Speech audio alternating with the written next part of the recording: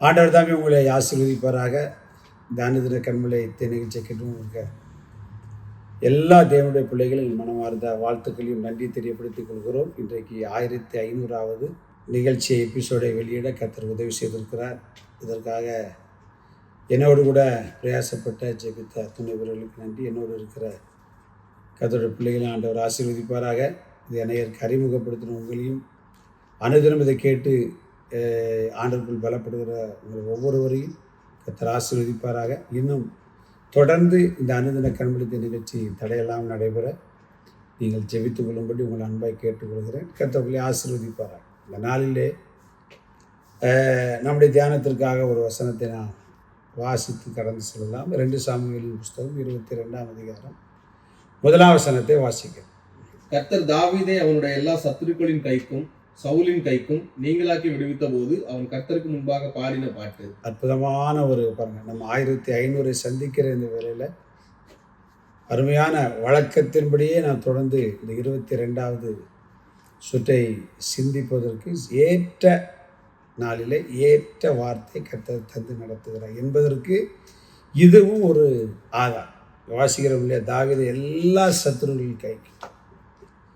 நம்முடைய வாழ்க்கையில் எழும்புகிற இந்த 1500 வருடத்துக்கு எத்தனையோ விதமான நெருக்கடிகள், போராட்டங்கள் எங்களுடைய வாழ்க்கையில் கர்த்தர் அதையெல்லாம் தவிடுபடியாக்கி இந்த நிகழ்ச்சி ஆண்டோடைய கிருபையினாலே 1500 எபிசோடை வெளியீடு வரைக்கும் ஆண்டவர் நம்மளை கைவிடலை.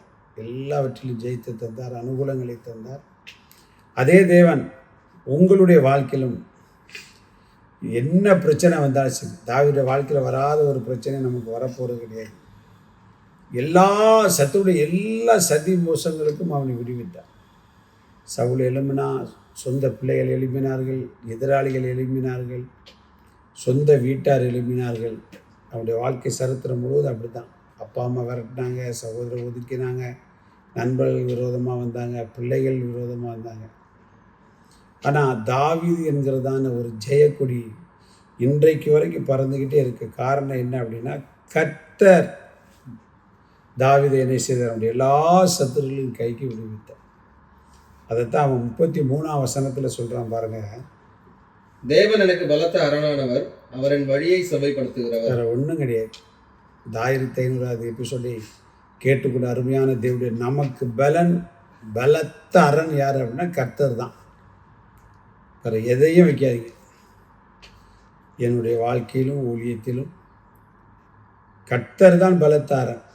அதனால தான் நம்மளை யாரும் எத்தனையோ வழிகளில் 4 திசையில் இருந்து நம்ம நிறுக்க பார்த்தாங்க, ஒடுக்க பார்த்தாங்க, உடைக்க பார்த்தாங்க. எல்லாத்திலும் ஆண்டவர் நம்ம கூட இருந்து எதையுமே நெருங்க விடலை. இன்றைக்கி இந்த நிகழ்ச்சியை நாம் இந்த வசனத்தை இன்றைக்கி தியானித்து கொண்டு இருக்கிறோம்னா அது தேவன் நமக்கு பலத்தார். சொல்லிக்கிட்டே இருக்கும். உங்கள் குடும்பமோ, உங்கள் உடன்பிறப்பு, உங்களுடைய நண்பர்களோ, உங்கள் ஆஃபீஸில் வேலை யார் நினச்சாலும் உங்களை தொட விட மாட்டாங்க. கர்த்தரை மட்டும் நம்ம பலத்த அரணாய் வைத்திருப்போம். நம்முடைய திறமையை நினைக்க வேண்டாம், நம்ப வேண்டாம். ஆண்டவரை பலமாக வச்சுக்கோங்க. அவர் இருந்தால் ஒரு ஆள் வர முடியும், ஒருத்தரும் வர முடியாது. எவ்வளவு தான் நெருங்கினா சரி, உன் பக்கத்தில் 1000 பேரும் உன் வலதுபுறத்தில் 10000 பேர் விழுந்தாலும் அதிகம் உன்னை அணுகாது. எனக்கு விரோதமாக அணைச்சிதாங்க கூட்டமாக அந்த முள்ளில் பற்றின நெருப்பை போல அணைந்து போனோம். அவர் என்னோடு இருப்பதை நான் ஒருபோதும் அசைக்கப்படுவதில்லைன்னு சொல்லுவாங்க. அதனால் நீங்கள் ஒருபோதும் அசைக்கப்பட முடியாது. இந்த சத்துருக்களிலிருந்து தேவன் விடுவிப்பார், பலத்த அரணாக இருப்பார். கவலைப்படாதீங்க. உங்களுடைய குடும்பத்தை குறித்தோ, ஊழியத்தை குறித்தோ, எதை குறித்தும் நீங்கள் கவலைப்பட வேண்டாம். கர்த்தர் நம்மோடு இருக்கிறார். அவர் பலத்த அரண். யார் கண்டுபிடிப்பாங்க? கெபிக்குள்ளேயே போய் தாவீதை தேடி வந்த சவுலை தாவீது கையில் கொடுத்தாரே தவிர சவுல் கையில் தாவீதை கொடுத்தார்.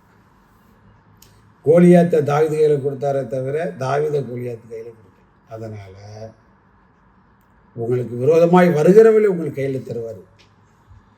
உங்களை யார் கையில் ஆண்டவர் சொல்லிக்கிட்டே இருங்க.